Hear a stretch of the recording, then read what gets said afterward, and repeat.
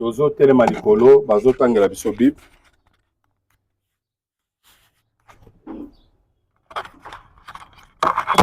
Bazo tangela biso Ézéchiel chapitre 16, premier verset, c'est la troisième verset. Allez-y.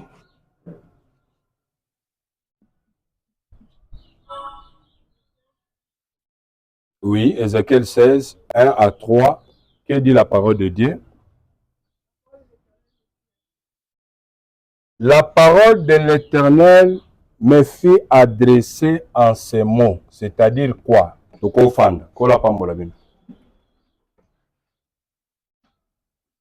Prophète Ézéchiel Ndazoloba. La parole de l'Éternel me fit adresser en ces mots. Dans un thème, sous-point, grand thème il faut que je fasse tandis qu'il est jour. Et les sous-points qu'on utilise déjà, c'est quoi? Rappelez-moi. Les sous-points. Les liens involontaires. Amen.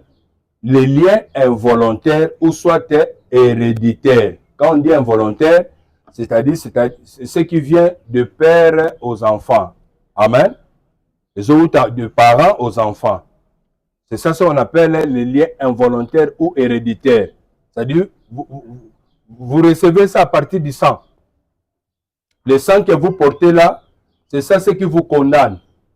C'est ça qui vous rapporte la vie de votre famille. Alléluia. Alléluia. Mais maintenant, Ézéchiel dit ceci. La parole de l'Éternel me fit adresser en ces mots. C'est-à-dire quoi? Que Nzamba Zope ça y est, révélation pour Aloba. C'est ça, la parole de l'Éternel me fit adresser en ces mots. Nzamba Pessinga révélation. Révélation Nzamba Zope Cézanini, vas-y. Fils de l'homme. Talisa Jérusalem. Lakisa Jérusalem, mabe na bango ezanini. S'il faut te longola Jérusalem, okoko cha famille na bino, okoko cha tribu na bino, okoko cha pays na bino. Fais connaître à Jérusalem ses abominations. Voilà ses abominations. Yebisa ye, tala nzamba zoloba boye, pona yo, Jérusalem, tribu songolo, nzamba lobi pe boye pona bino ce matin. Vas-y.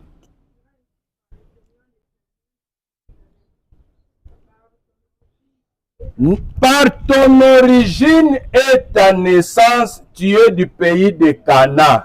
C'est-à-dire, Nzamba zoyebisa prophète, ayebisa peuple oyo baye liboso na ye, rappelez bango origine na bango. Babimeli na origine nini. C'est-à-dire, même moto aye déjà pas nzambe, akomi mwana na nzambe, akomi pe mosala nzambe, origine na ye, elandaka ye ti na présence en nzambe. C'est clair? Même si vous devenez un homme de Dieu, même si vous êtes pasteur, l'origine d'où vous sortez, ezolanda yo ti et pas nzambe, c'est-à-dire quoi? Et katanaka automatiquement te. La délivrance ne se passe pas automatiquement parce que vous êtes devenu serviteur de Dieu ou ministre de Dieu. Non. Il y a un travail à faire après avoir reçu Jésus-Christ comme Seigneur et Sauveur. Il y a un travail à faire. Il faut toujours chercher la délivrance. Maintenant, Nzamba Zoébi, sa prophète, fait connaître à ce peuple ici leur abomination. Mabena bango ezanini. Talisa bango, mabena bango ezanini. C'est-à-dire, tel que vous êtes là, malgré que tu kimeli pas nzambe, tu es koluka nzambe. Nzambe susina liboso, azolinga mutu nyonso prendre conscience. Ya koyeba na bimeli na famille nini. Na bimeli na papa nini, na bimeli na mama nini, na bimeli na famille élargie nini. Na mona kamakamu nini na famille na bango, na tribu na bango, na pays na bango. Alléluia. S'il faut parler même du pays, je pense qu'il y a beaucoup de sportifs ici. Lorsque vous poli 3D contre Sénégal, et dérangeait. Ça a beaucoup dérangé, non? Mais pourquoi ça a dérangé? Parce que nous sommes Congolais. Oui ou non? Maintenant, quand on subit ces défaites-là, à chaque fois, ça se répète. À chaque fois qu'il faut qu'il y ait des mondiales, hein? Ça se répète toujours comme ça. C'est-à-dire, parce que nous sommes Congolais, nous subissons quelque chose que nous ne comprenons pas. Oui ou non? C'est clair. C'est-à-dire, vous pouvez subir des choses parce que vous êtes des Congolais. Comme vous êtes des Congolais, ça vous condamne. Fais connaître à Jérusalem, fais connaître à Congo, fais connaître à Luba, ma ben à Bango Zanine. Tu leur diras ceci. D'accord, vous êtes venus pour prier. Ok, ce n'est pas un problème. Mais d'abord, il faut prendre soin de votre origine. Pourquoi Dieu tient à ça? Parce que quand vous avez la présence en âme, mais ce qui est origine na yo, au lukina nos solutions te que nzamba délivre nango, au ça la progresser. Pourquoi? Parce que ton origine va peser sur vous. Je ne sais pas si vous comprenez.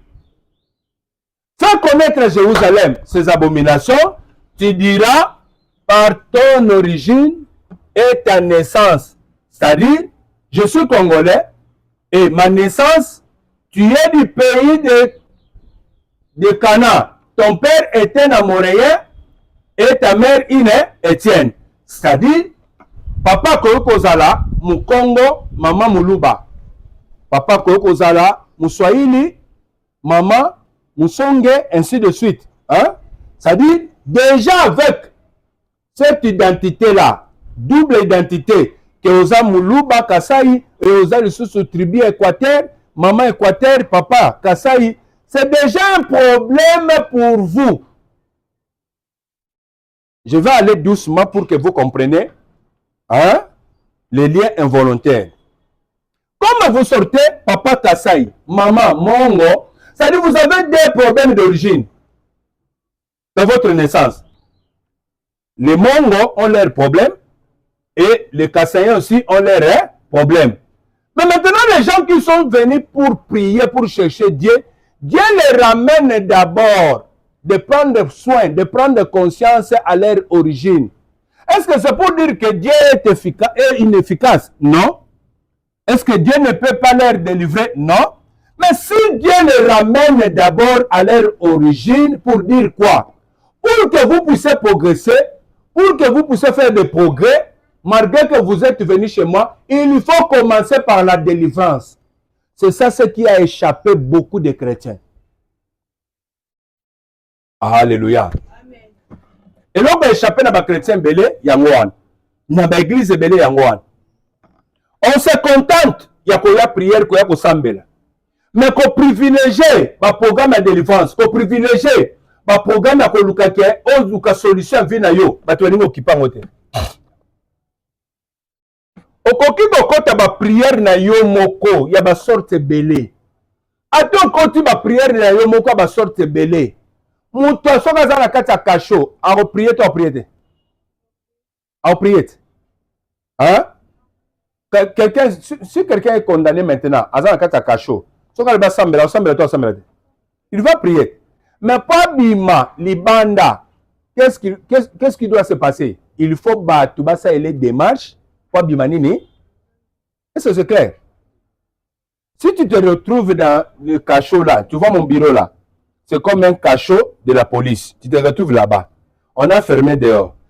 Dedans là-bas, tu peux prier. Tu peux prier, hein, invoquer le Seigneur, ainsi de suite. Tu peux même faire des jeûnes et prières. N'est-ce pas que dans des prisons, beaucoup de tabac, grève de faim, aux politiciens, on a lié grève de faim, sous-sinine. Pour baluka, ba libérer, ba pesa solution. Mais ba tu ba libérer, et ça grève de faim oh yazo salate, ba tu ba libérer ba za libanda, ba magistrat, oui ou non? C'est pour dire quoi? Au comme vous avez l'habitude, on vit des prières, d'accord, c'est pas un problème. Mais si vous êtes prisonnier, je veux que vous puissiez me comprendre. Si vous êtes prisonnier, il y a quelque chose qui vous lie, qui vous condamne. Ça ne dépend pas encore de votre force. il faut quelqu'un d'autre qui est dehors vous fasse sortir. C'est compliqué? C'est compliqué? C'est par là que vous allez trouver les parents, basangisi mbongo, balobito que notala nanyo azana cacho, on fait les démarches pour le faire sortir. C'est pas ça. Mais toi, tu es resté là-bas. Et toi, des fois, tu demandes aussi, comment ça s'avance? Les magistrats disent quoi? Ah, on est en train de suivre la procédure. Je pense que dans 2 jours, on peut te libérer. C'est-à-dire, les gens qui sont dehors, ça la démarche pour toi. C'est-à-dire quoi?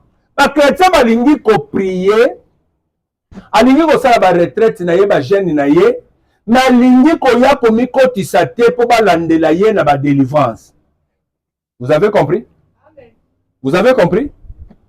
Les chrétiens veulent prier, veulent faire des jeûnes et prières, mais la recommandation nzamba ko sala sa pesi po na ba délivrance po na vie na yo, o place ke fongola yo, ba chrétien ba lingi ko mi pesa na ngote, o esalisa bango. So nzamba zolo baboy. Jérusalem, ce n'est pas la première fois pour Basambela. Ce n'est pas la première fois pour Basambela église. Pas l'église. Mais quand tu as continué sans Zambé, que la situation là-bas a changé, la situation là-bas est un peu compliquée.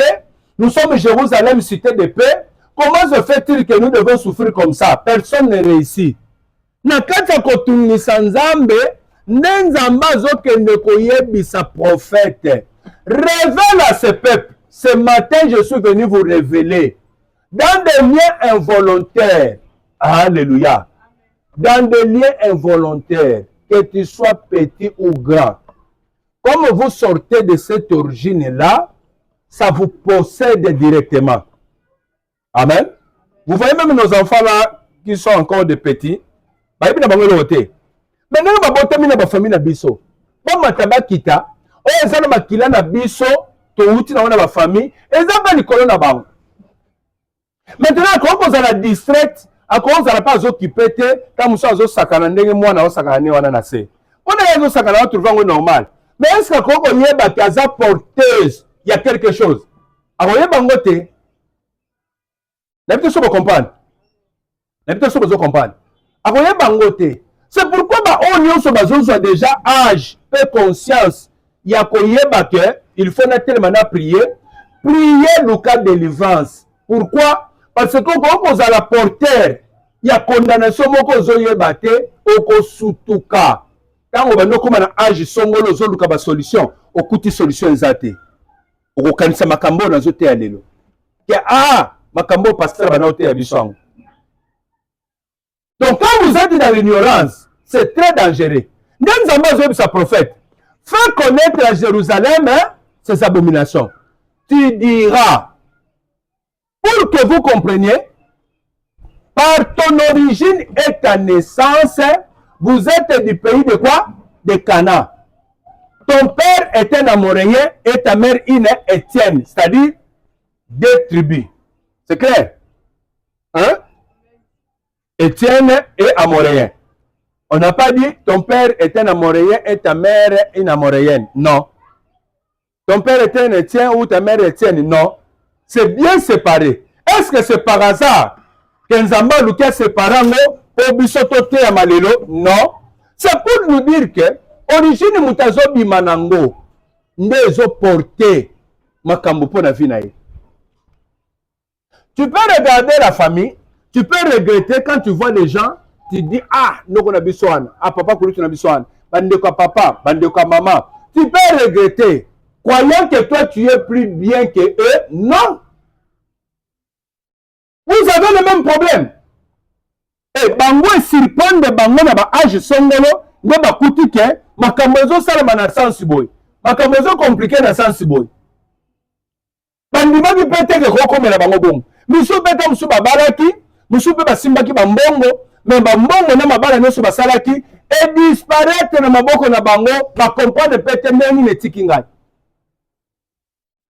Misu bakufeli mibali, misu bakufeli basi. Mais ba ko comprendre que ba yo ko botolo libala na ko boma conjoint na yo, partenaire na yo, sans que tu saches que ba botolo libala.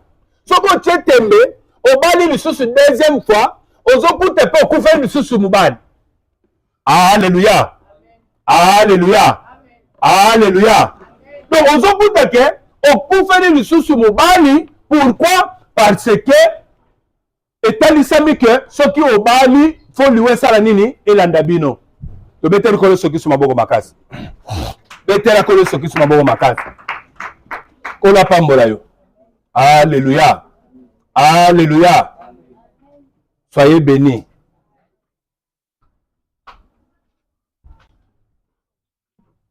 Fais connaître à Jérusalem ses abominations.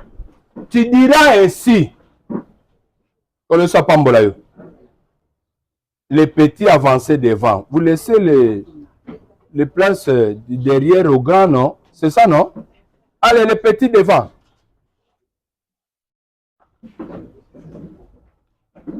Allez, soyez bénis. Amen. Au moment où Jérusalem a zoléla, au moment où Jérusalem a zoloba, comment ça ne va pas? Comment ça ne marche pas? Nenzamba a sa révélation pour dire quoi? Fais connaître à Jérusalem ses abominations.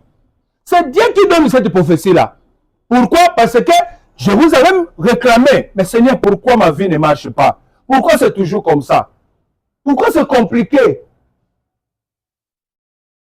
Aussi longtemps que Bazole là, nous avons ramené Bango dans leur origine pour leur dire quoi? D'accord, vous voulez la solution, vous voulez réussir, c'est pas ma faute à moi. Dieu dit, c'est pas sa faute. La faute, ça vient d'où? La faute, c'est votre origine. C'est-à-dire, même si vous êtes à l'église, vous devenez enfant de Dieu, vous devenez serviteur de Dieu, pasteur. Votre origine est la présence à Jésus. Il faut maintenant faire quelque chose. Il faut maintenant chercher la délivrance par rapport à cette origine-là. Si vous ne cherchez pas la délivrance, vous pouvez être pasteur. Mais origine n'a bien qu'il faut couper la cabane. Au bandit qu'on coupe la cabane en étant un pasteur. Je ne sais pas si vous comprenez. Maman lit encore. Reprenez. Ézéchiel chapitre 16. Verset 1 à 3. Vas-y. Ézéchiel 16, 1 à 3. Ok. La révélation de l'Éternel me fut adressée comme ça. Dieu me révèle ceci parce que nous parlons de liens involontaires. Qui dit lien involontaire, c'est-à-dire les liens héréditaires. Alléluia. Lien héréditaire. Dieu se révèle au prophète pour lui dire, vas-y, fils de l'homme, prophète, fais connaître à Jérusalem ses abominations. Fais connaître aux Kassaïens, fais connaître aux Katangais, fais connaître Congo, ainsi de suite. Fais connaître à ces tribus-là quelle est leur abomination. Je ne sais pas si vous comprenez. Quelle est leur abomination? Fais connaître leur. Quelle est leur abomination? Tu diras, dis-leur, le Seigneur a dit ceci, voilà votre abomination. Vous êtes à l'église, vous êtes les enfants de Dieu, voilà votre abomination. Tu diras quoi?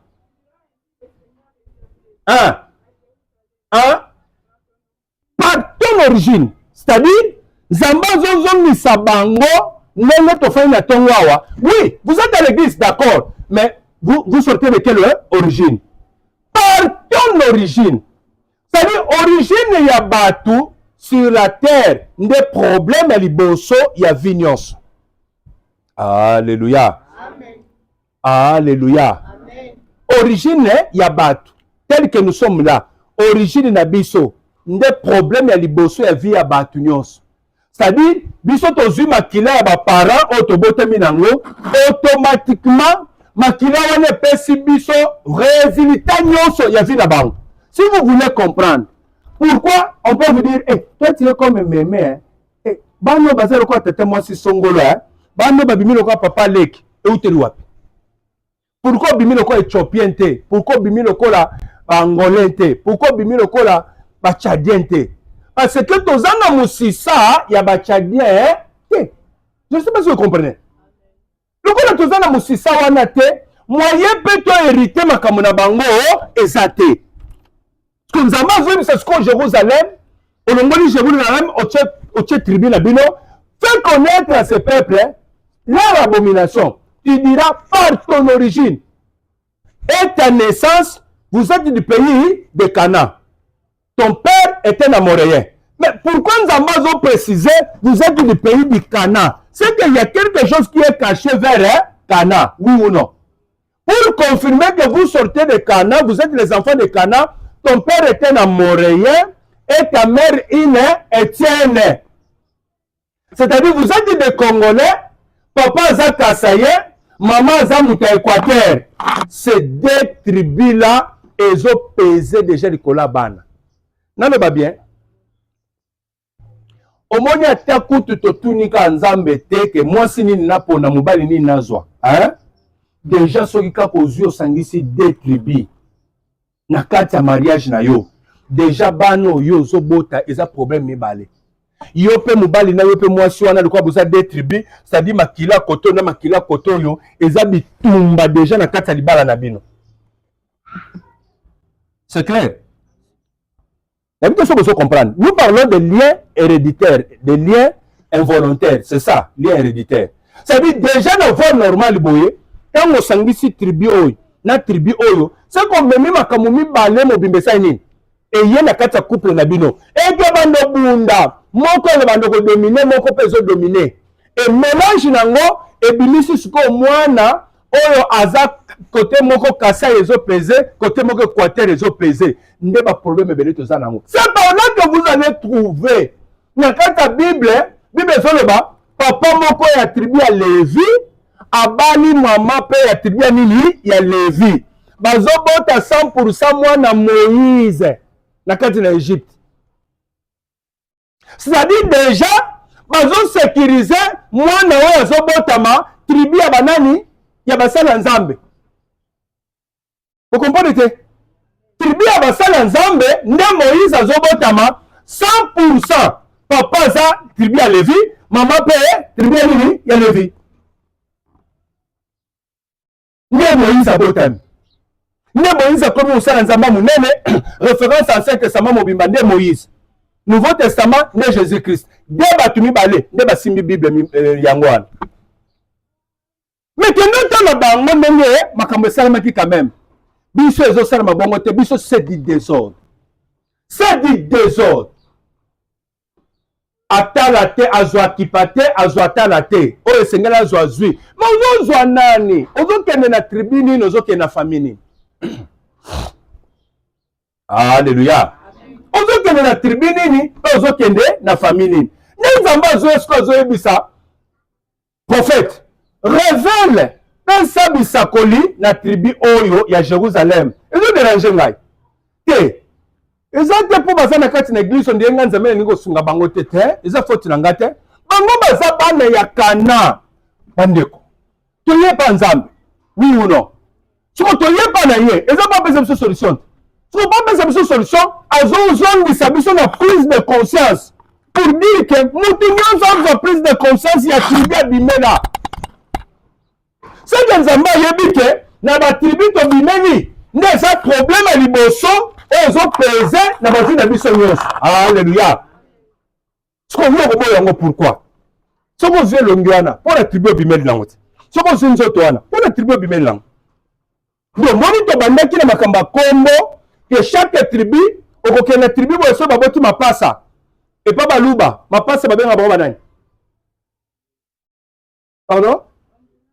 Mbouina Kanko. Ce que c'est pas ba Congo. Timba, Nanzouz. C'est ça, non? On m'a dit que c'est ni. Et que c'est que c'est ni. Ce que les autres ça n'a pas nani. Pour chaque tribu, après c'est la Kanandenge na ye. N'eto bandaki na makamba Kombo, après to sisi Kombo, n'eto ko kota na makamba makira sikoyo. Et ça va bato baza condamné. À partir ba Kombo ba pesa bango, au côté de la tribu mususu tango ba boto ba pasa wana. Kombo ba pesa bango wana. Et ça, comment on va pouvoir? Au bout de la cérémonie, la tribu Moussoussou, il faut la cérémonie, bakoli, balati barafia, balati bablokwana, bakoko banako yemba, bazosa la cérémonie mobimba, bayemba na ba bêtise, et ça peut être tribu na bango. Mais bazosa la cérémonie, on a moi des petits oyo, babotami bayedi atate milinga nini baokitela bango nalobi mabe personne nakoba to na kota bapetio eske bayebi milinga bakiteli bango so akokola lobi akuti makambo ezosimba te comme grâce à se retrouver na kati ya église prophète azoloba tozomona na bomwana na bino ntango bobotami tala cérémonie moko esalema cérémonie oyo ntango esalemaki eza kolivre bino na monde spirituel sans le savoir. Est-ce que bapapa oyo bamama oyo ata soki ndoki aza te na kati na bango bakoka koyeba ke cérémonie oyo ndenge esalemaka ezalaka mbala moko kokaba bana na monde spirituel? Est-ce bakoka koyeba bango mpona bango eza makambo tosalaka na kutimi na biso wiuno na kutimi eliza boti bapasa Jackie ekingani tose prepare tosomba mo babiloko pembe tokokende kuna tokobina tosala boye mais cérémonie bozosala masango bozobwaka bozosala ngo bozodedie bana bozobonza bana na monde spirituel mpo baancetre na bino bango nde mutu batya fondation eloko wana esalemaka mpo etindikaka bana wana na monde spirituel. Siko bana oti bazokoma bandoki fota nani mais bino bodedie bango na baesprit baesprit baza wana bakoya na bavi na bango eza na facilité moni akoma ndoki bamapasa babotami gloire à Dieu kimwana bango na église yaka tosambeleli bango esilaka te sa nini esili ozomona bana na ndako me kokende baseremonie wana te oyebi te eloko nini ozobendela bana oyo bamama baboti biso nani abosani ke seri na biso bomwana lelo eza biso pena mingi te seri na biso bomwana mpo basokola yo na mokuwa ya mokomboso papa biso nayo nde tokolikala esalemaka te lelo eza kutu lisu te lelo esili quand même mpo priere ye mingi me liboso ezalaki basokolaka biso na mwa makasa moko boye basokolaka biso na mwa mokuwa batie mwa biloko wana nyonso mokuwa oyo ebandaki kosala nini po ekomisa mwana makasi te bamama bakenda kutu prile bazokanga singa moko mpo mwana suba te singa moko na luketu singa mosusu eza oyo po ebongise luketu singa oyo kaka biso singa liputa tokati toligi yango boye bazo bakangi mwana wana oyo mpo luketu ne ezala bien nde singa wana nde mutu abongisa luketu nzambe asali luketu wana ti ebotami ebimi etengami te donc singa wana nde eya kosala ke luketu ne ezala bien. Tout ça c'est quoi? Nde ba origine tobimeli nazolobela likambo ya origine nzambe azoyebisa Jérusalem alobi pasteur yebisa bango problème na bango eza mosisa babimeli origine soki eza mabe bobotami na famille wana bobotami na tribu wana bozomema makambo nyonso na kati ya makila na bino lokola oye kosambela oye pa na Yesu na baleko oyo baboye na ebandeli bakretien balingi kokota retraite ya ye moko akoti mwa jeune prière azosala yango facilement mais korunuka délivrance mpo na vie na ye balandele badélivrance bandimi balingi yango te na tuni motuna awa na bato bazalaki liboso na bino soki moto aza na kasho ntango moto aka na kasho kuna na bapolisi na kasho ye moko na kati ya kasho akosambela to akosambela te baopekisa ye mais sikoyo po abima libanda prière na ye moko nde moto ebimisa libanda to bato baza libanda oyo bazoya kosalela badémarche na bamagistrat nde bakobimisa libanda bato baza libanda nde bakobimisa ye nini libanda et je dis ceci sur les liens involontaires soki oza na problème ezopese likolo na yo milolo lie wana ezokondane yo omatokita na bagene na yo moko na bapriere na yo moko eloko te me na bagene na bapriere oyo bazokotisa bino pour la délivrance basambelela bino ndenge ebimisa yo na kasho okompone te bolanda eloko na baeglise okokuta ke nazalaka na mwa vendredi na ngai naka na bagene priere naka na mwa 2 jours na ngai na semaine nakotaka bapriere d'accord okokota bapriere okokoma makasi eza problème te ekepeso badon eza problème te mais ata oza na don nde nazoteya boye eza don te bongo kasi nde naza pasteur eza mpe na eloko ekokanga nga te origine na nga mpe koopese te koopese epekisi don na nga Donc ils ont makambalo il y a esprit hein. Et on est un aspect spirituel, il y a un aspect spirituel azo kangala côté na ye. Yo ben zamba zo si to uta kana mokili nzamba bengi biso ta comme si so bana na ye pe basali na ye. Mais yango yo Jérusalem bazo rappeler pa nzamba. Oui, boye pa nanga, mais luko yeba origine obimeleza nini. Yo zo bimana origine. Poko na bino bana ko tindo na kata ndako na kibonganga.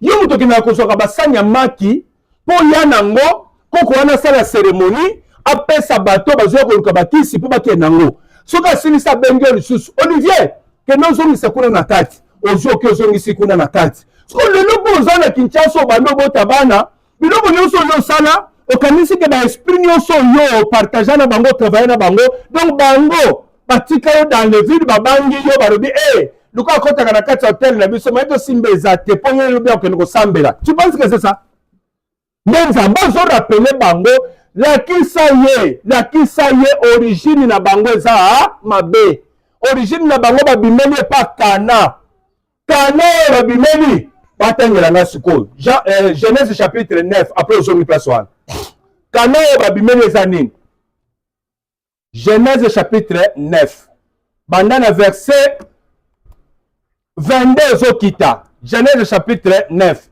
verset 22 ozokita. Que dit la parole de Dieu? Venez ici, maman. Il y a de la place ici. Nous allons à Moï. Nous allons battre la bandimi nangao. Boya bandima Yesu. Les kama lembe. Malembe. Allez. Boza place. Kola pambola bino. Genèse chapitre 9, verset 22e. Ok. Cham, père de Cana, amoni bolumbu ya tata na ye. Suivez bien. Azwanga menyango libande pa bandeko na ye. Boya kotala papa, alali bolumbu kuna. Mwana koyiko sala comportement wana te. Alléluia. Omoni, même dans votre maison là. Bon, on a conseil de ce sabino. Satan a linga ko envoûter biso poto baby sa étoile na biso. Vous voyez même dans vos maisons là que vous habitez, hein? Ce qu'on habite déjà chambre là, ya papa, na maman, chambre là, ya mémé, koko takate, soko beti portite, soko tunité. Je répète, tu as compris? Tu as compris, hein? Comme c'est la chambre de papa, de maman, ou la chambre des grands-parents mémé, avant d'entrer, Jojo, il faut faire quoi? Faut toquer. Mémé. Il faut se rassurer. Soit elle dort, elle te dit entre. C'est que Ami Bongisi. Soit elle est dehors. Tu te rassures qu'elle est, je l'ai laissé dehors. Pourquoi tu risques d'être maudit pour rien? Et le diable en profite comme ça pour maudire nos enfants. C'est pourquoi, Pandeko, tout le monde a vu à passer. On a vu à passer aux enfants de la chambre salon à Bana. Hein? Bana, la kabilamba et pas la chambre de parents. Et vous allez pas comme malédiction sur malédiction. Excuse, papa. Si on a le excuse, ne change ni. On a moni, ne malédiction. C'est pourquoi il faut bon la vie à passer. Il faut refuser ça. Bana wadi kokola, baza na chambre na bango, na biloko na bango. Moi ba na chambre kotoyo ezate. Moi mes enfants ne comprennent pas. Baza na chambre na bango. Mais ceux qui ba yé côté chambre na ngana gangue la kabango osakana te. Bonzo ya koluka ni. Bana na ngaba sana, botu na bango. Bonzo ya koluka ni. Bonzo na papa za papa. Deux pasteur. Bonzo ko koto kutunga na position mabe. Aujourd'hui, le problème, il y a papa. Aujourd'hui, le problème, il y a pasteur. Surtout, les gens de la Kabango, des fois, ils ne comprennent pas. C'est comme si papa, ils ont dit que la chambre. Non! Et ça, c'est ça, au Carabino, il y a des conséquences parce que je prêche la délivrance, Jojo. Je connais ce que je dis. Non, il n'y a pas de chambre dans la tête. On a la personne à la télé, tu cries, papa. Et surtout quand vous avez aussi des téléphones. Mais vous avez le téléphone. La chambre ne venez pas. C'est pour vous protéger parce que vous êtes des enfants d'un pasteur. Diable a connu qu'à façon nini a détruit le bino, a mordu le bino. Et il va vous envoûter. Vous envoûter pourquoi? On ne va pas penser que nous faisons la chambre, n'est que nous attendons à papa et à la cuna. On s'entend pourquoi? Bon, au côté maman. Azona tabilamba. Je pense qu'aujourd'hui, bon yoki. Bon yel sokota. Vous en pâté moko na mino reninga. Vous avez la chambre de bino. Mais chambre va paraître que l'engi. Chambre de bino de goût. Pourquoi? Des fois, les arguments ne tellement sur mon corps. Monsieur, Yebsanga, ni les scoyeux, Koluka. Non, papa, je cherchais quelque chose, ma chose, je sais pas, Zanga, mais maman, quelque chose pour toi, ça, ni. Cham, vu la nudité de son père, il lui rapportait ça dehors. Bon, on a très bien. Par le but que Jérusalem a Zamon Nanani Yakana. Amen. Bon, on a très bien. Le lien involontaire de la Zotéa, c'est-à-dire le lien héréditaire. Parce que Cana, de l'Indien à Genèse chapitre 9, verset 22, Tozokita. Parce que Cham, père de Cana, vu la nudité de son père, il le rapportait dehors. À qui a-t-il dit à papa? Papa taza mabe. Papa taza mutakwit. Babanga kaye. Babomba kaye. Balivra ka papa te. Omoni soko za mwana. Ozozo sko makamba papa ozo ke le fundaka pa papa leki. Na ba papa kulutu. Ozozo malédiction. Hein? Likamba papa na mama. Ya ofunda pa pasteur. Ya ofunda pas pasteur. Pasteur va t'aider comment ko solisa yo na papa na mama ba bongisa makam. Mais ozui makam. O ki ne funda pa papa leki na papa kolut. Surtout na ba momeza laka likamba fiançailles ya libala. Papa zo telemela na likamba. Yosko zo ke no sala complot na ba noko na ba nini. Ne faites jamais ça. Ce que likamba za ya parents. Alléluia. Alléluia. Parents ata alangwe. Pala lycée na kwenku na ba memie na brouette. Papa mami lolo. Papa mami lolo. Ata ba ye na ye mi lolo. Yo za na eloko kosilikela papa te.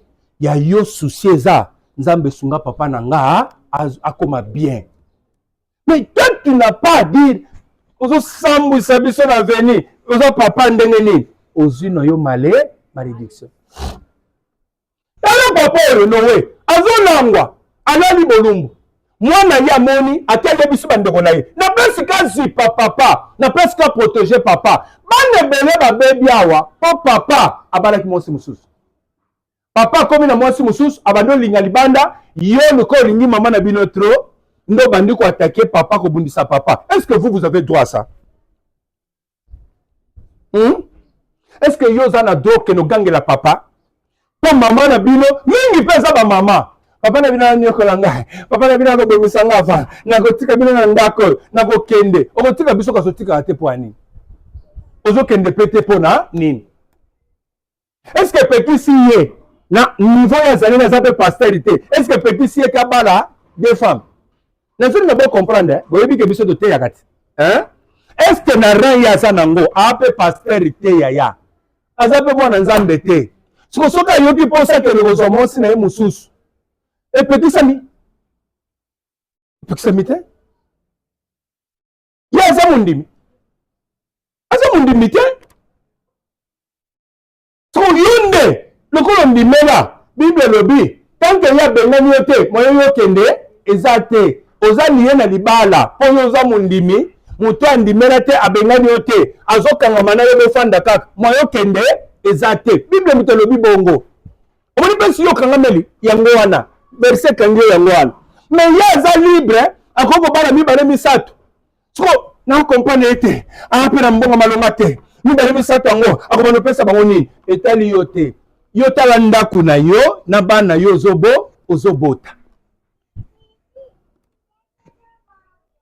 Loba parent. Basakanaka na bango te. Donc on a ça parent moi sakana na ye ezate. Alléluia. Alléluia. Attends ba discussion na bino ya kati ba couple ce qu'on peut lengele kiyo ozo manquer moboti ta musu ya mwasi no to ya mobali na yo. Et eza malédiction ko sakana te. Est-ce que papa wana nde mutu ya ko sakana no? To maman wana mutu ya ko sakana no? Qu'on le soit pas mbolo. Il vit la dignité de son père en rapportant le papa baninga libanda. Malemoko bandeko no basai nini? Il pile le manteau, vas-y. Jamais Japhet. Bazui manteau. Bachango na épaule na bango boy.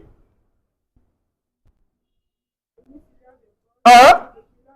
Babandi ko zonga boye po ba ke no kota na bureau kuna po papa bango la likuna. Surtout ba yebisi bango papa la likuna ni. Ah bateli pe manteau za libanda.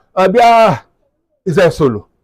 O manteau akoko eso na mabela wate. Nde bazui manteau balobi bon tina bureau.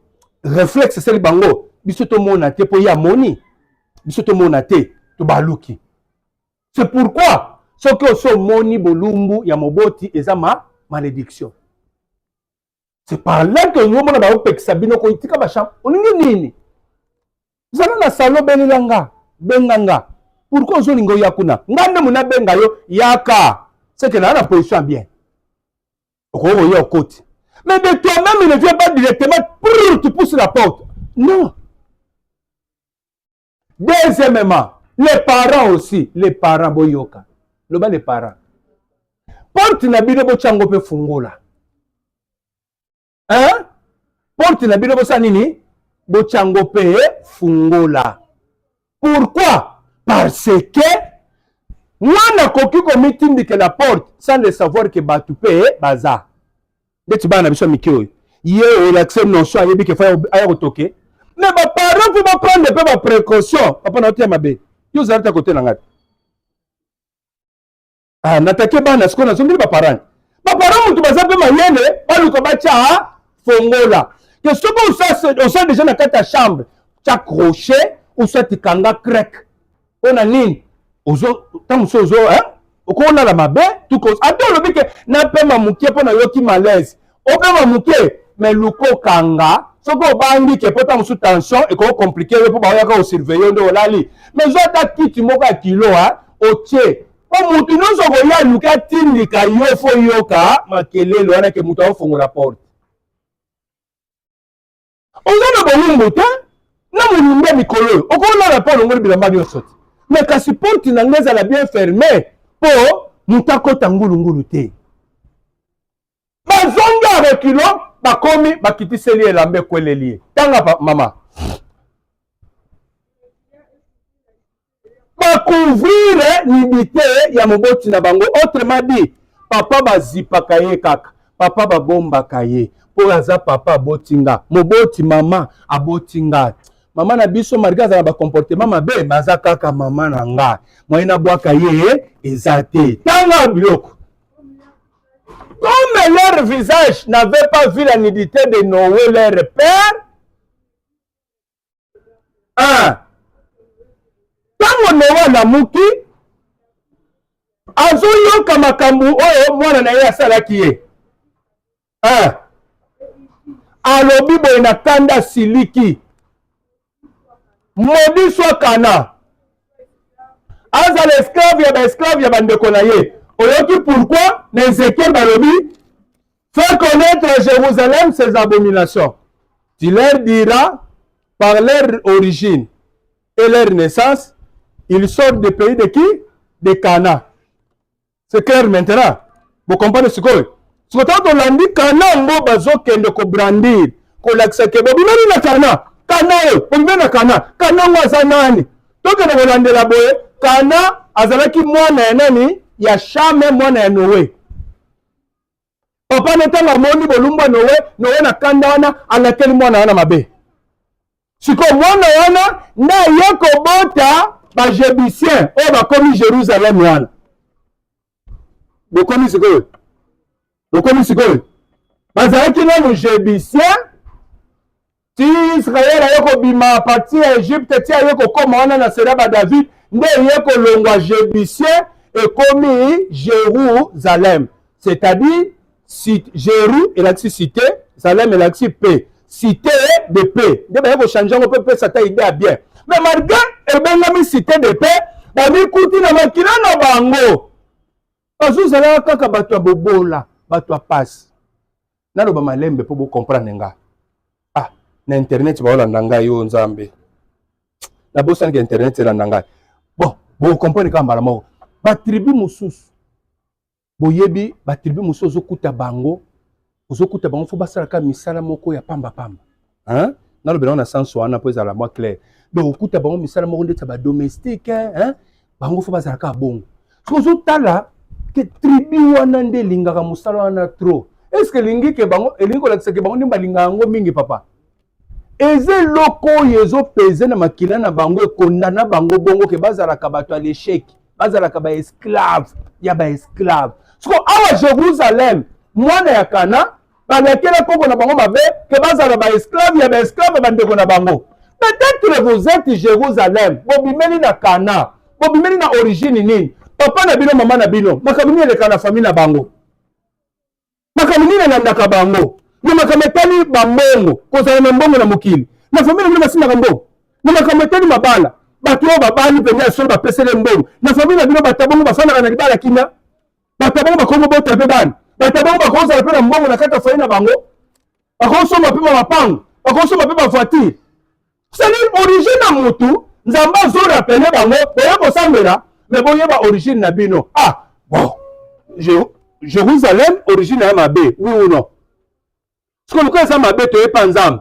C'est que Jérusalem me fait l'oukanini, délivrance. Alléluia. Alléluia. Jérusalem, c'est qu'on fait l'oukanini, la délivrance. Pourquoi? Parce que Abimeli et pas Kana. Maintenant, on connaît ce qui se m'a beaucoup ma casse. Le coup Abimeli et pas Kana. Lokolo ye pa nzambe ato komi mwana nzambe komi musala nzambe échanger le côté oyo komi musala nzambe on appelle ça la grâce osala le moyembit oko yembat hein c'est ça on appelle la grâce eze loko mususu mais na makila na yo bible zo ba la grâce est trompeuse hein ça dit pour na te ya boye et ko sanga to ndire ngane na bien après côté ya il faut na mitala. Est-ce que la situation est nini? Est-ce qu'ils ont changé? Qu'ils ont changé? C'est ça l'explication. La grâce est trompeuse. Spirituellement, na koko sala na ba grâce, ils ont ça grâce à la musala nzam. Mais après qu'on sala musala nzam, na zonga ka pe mutu normal na sana makila yuti na ba parents. Sur makilo yuti na ba parents wana, et puis ça dans la condition ni. Non moni mutu komi musala nzam, na tika ko landa ba jeune sérité. Pas suspendre le mabe. Oh, abimaki na ser kingali. Ba suspendre le mabe. Oh, asentaki ser kingali. Mais nous ça na makambo pourquoi? Oh, bango baza na problème ya kindumba. Origine na bango kondana ka bango na nini? L'impudicité. Papa na bango botaye na kindumba c'est-à-dire bala kité. Siko yata ye na église. Okanisi ke ye fa bala mwasi po bana obota bana. Ye pa ko bota kaka na kindumba moni kaka ser moko ko zemi. Ni ya nani? Ya ancien kingani. Ah!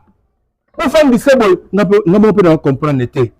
N'a pas na. Ba te belé to bu ici bongo na kati na église. Tu vas sanctionner, tu vas bénir, soit qui peut sonique à tezemi ya bongo. Akima gate akimi. Aloba ki neta Kinshasa. Na musala nzambe mobimbo bande ko sala esila gate sa nini? Esili. Nzoka ndi satana muta beti eloko wana atambola kana makila egangi makila sali nini egangi esali se bêtise polongwa bisiko yo akoka kozwa délivrance na ye. Fais connaître Jérusalem ces abominations. Ba wuti pa Kana za modi ba tebele ba bibi na ba famille malédiction zo tambola na biso makama famille zo pese biso na kati makila atoko bi mwana nzambe emebi eloko te soko luki délivrance te. Moment où le Seigneur ganga, et ça l'événement nango, et que ganga, et ça l'événement. Zo verset souka. 2 Rois chapitre 4, premier verset, Bible Lobini. 2 Rois chapitre 4, verset 1. Bible Lobini.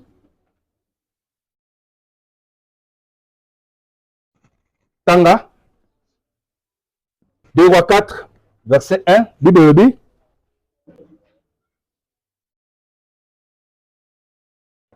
2 Rois 4, verset 1, Bible le béni.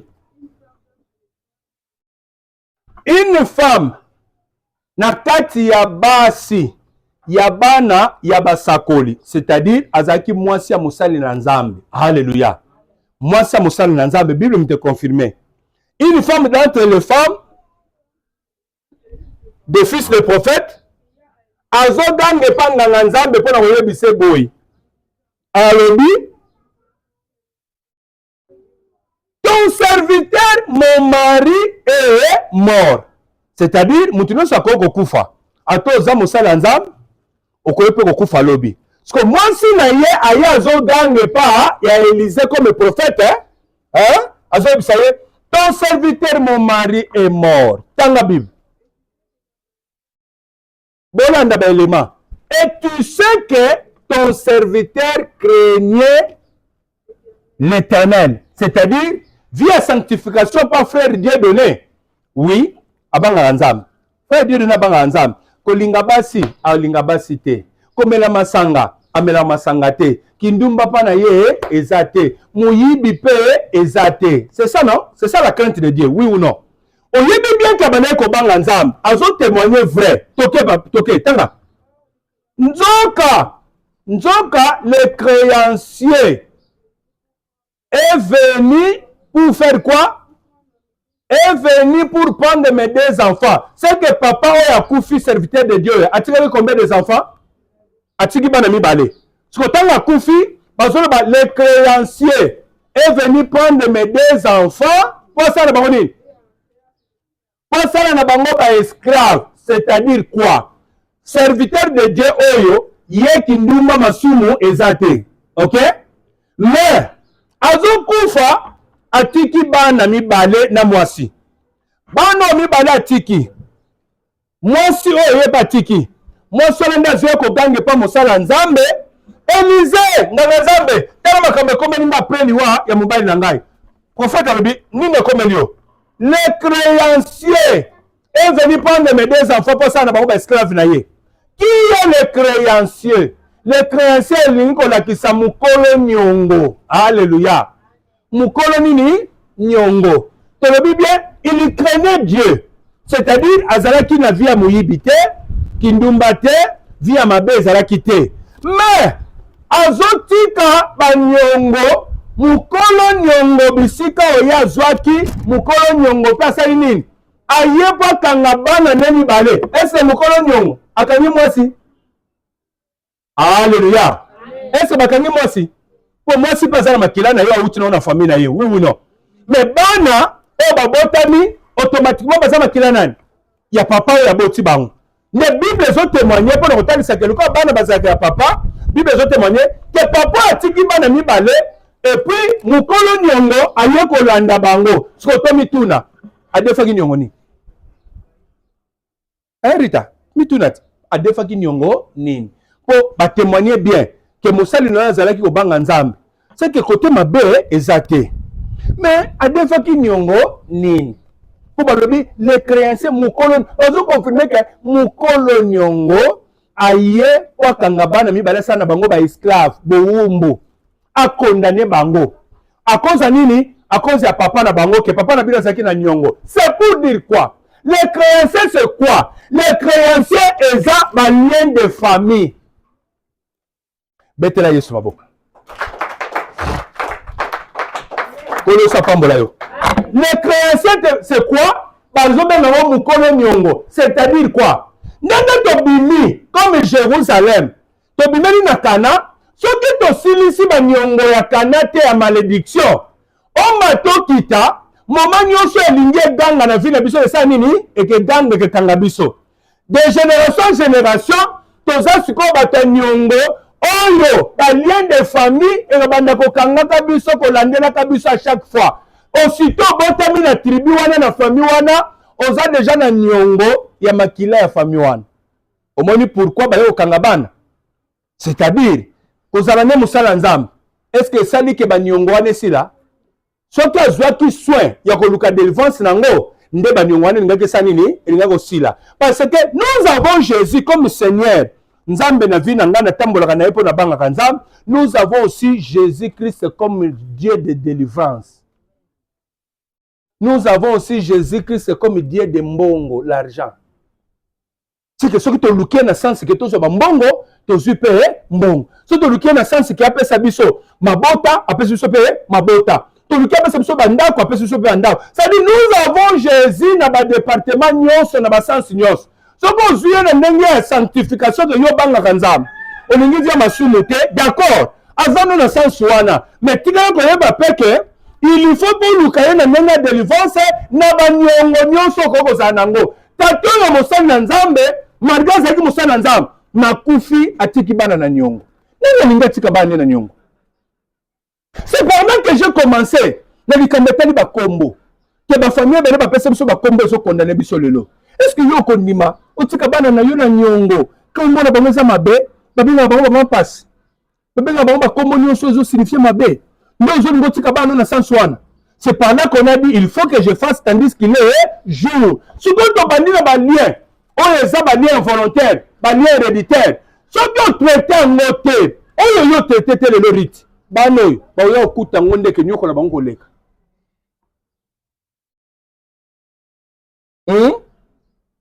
Pas si nous sommes dans la famille, nous sommes les lozo capaces, nous sommes kamawa.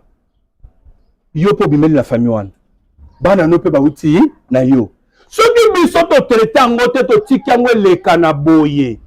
Biso ekelelisa biso, bana na biso pe sani ekolelisa bango. Pour votre information.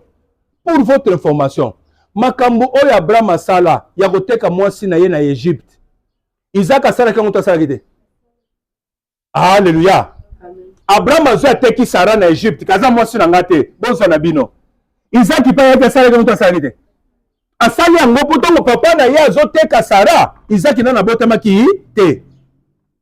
Abraham azobota mwana ya liboso na âge nini na 86 ans na boti Ismaël. Akuta nzambe na 75 ans. Ayo bota Ismaël na 86 ans na boti Ismaël. Ayo bota Isaac na 100 ans. Vous avez très bien. Ismaël a boti nani na Agar l'Égyptienne. Tanga teka ki mwasi na ye kuna. Mwasi netanga ba obenga na bango nda bimana bagaru wana bazalaki basi oyo baneko sunga ye comme reine ndeko kena bango nda kepe ko botisa mwana mwasi wana ndenge Sara pesa kiye ayo ko bota siko Isaac na âge 100 ans siko kendo ko mona Isaac ko baboti na âge 100 ans ye pa botaki na âge nini Isaac aboti na âge ya 60 ans abali na 40 ans ayo ko bota na nini na 60 ans mais ayo ko bota na 60 ans pourquoi na tanga tomboki siko bano luka délivrance. Bazoloba, Isaac implora pour sa femme Rebecca, implora Dieu pour sa femme Rebecca, car elle était stérile. Quand la Lukin Zambé a délivrance, naissance de délivrance, n'a rien qu'on soit maman passe à Jacob, n'a Esaou. Batubaka la semaine, on est au côté de place one. Pour dire quoi? Origine à Moutou, ceux qui sont au traité, Bano et Babota Milolo, Bazana même condamnation, et dans ma commentary condamnation, Bato Bayaka Sima. Balela kakoleka bato bazaki liboso mutazana mutuna na banosala bino skobongo pona zozanga bino tro nana zana mutuna question eza na banotika bino te na notuna bino un bon professeur pa lukabana au moins soki mutafandi si matière bien nda kozwa conscience soki mutafandi sa matière te zéro kozwa conscience te nani azana question. Nani a une question? Pardon? Maman, vous avez une question? Non, moni bato belé lelo. Ayoka eka elengi. Papa na bisa bota biso, maman na bisa bota biso. Ti babando kola asutuki via papa, via mama, nde salami pepa na ye. A bango famille na bango ezaka bongo. E bango makambo ekomela bango ka ezaka bongo. Mais komeli bango pona nini? Po eza na kati ya makila. Ce que le cola ils ont pesé le corona biso. Nzamba zo yebisa, bo yebisa bango ba yeba origine eza problème. Po ba lukelango nini solution. De Bible ke koloba boy. Tanga verset ce que zonga na Ezekiel wana na Silisiwana. Ezekiel 16 wana. Donc qu'est-ce que la verset 3? Bon na Nzambe très bien. Denga zo loba. Eza prophétie zo pesa po ba yebisa Jérusalem. OK. Bazo bani. Ainsi parle le Seigneur. à Jérusalem, Jérusalem, ok? Tu es du pays du Canaan, ok? Verset 4, à ta naissance. À ta naissance, tango botamaki, ok? Ombril mutolu. Amen. Bano nde bazaboy. Est-ce que mutolu ne kanga minarita? Azotambolat. Mutolu katana di journée. Jour la botamita, po yepe abana ko respirer ndenge na ye. Siko to kanisa. Tango mutolu ba mama mbaboti. Tango mutolu ezana ya kokangamana mwana. Eliko lakisa nini? Mwana wana azozwaka vie oyo ezowute pa nani? Et pas maman. C'est-à-dire nyonso kolia ko respirer ezowuta wapi? Et pas maman. C'est-à-dire azozwa vie pas ba parents. Alléluia. Siko yoka nzambe azamuta ba code. Azuya azolo baboui. Papa no botani bo hein? Eza bon non? Le jour où tu naquis, jour où botama, ton nombril n'a pas été coupé. Mais bazo yebisa banane. Peuple à Jérusalem était le mina église, ba yeko lukanzam.